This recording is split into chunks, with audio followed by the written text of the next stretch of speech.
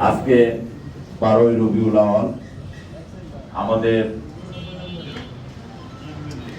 নবী যার উম্মত আমরা, হযরত মুহাম্মদ সাল্লাল্লাহু আলাইহি সাল্লামের আজকে জন্মদিন। এই জন্মদিন উপলক্ষে আমরা জেলা এবং মহানগর বিএনপিকে দোয়ার আয়োজন করেছি।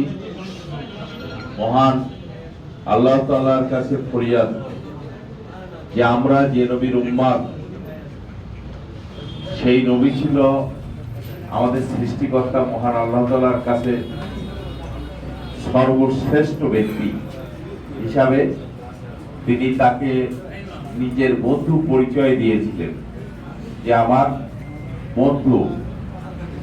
তার যাই হোক, আমরা সেই নবীর জন্য আজকে দোয়া করব এবং নবীর উম্মতের জন্য দোয়া করব এবং এই দেশের সকল মানুষের জন্য আমরা দোয়া করব।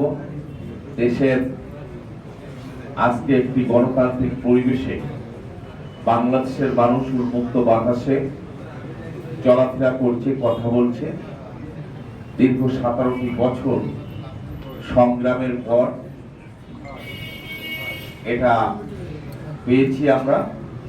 সেই ধারাবাহিকতা অব্যাহত রাখার জন্য আমাদের সকলকে সচেষ্ট থাকতে হবে, সতর্ক থাকতে হবে।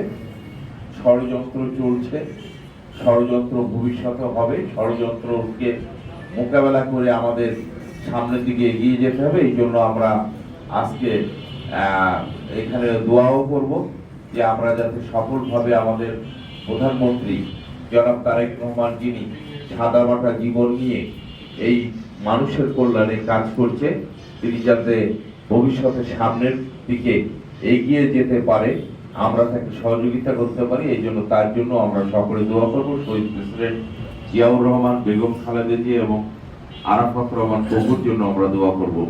আল্লাহ হাফেজ।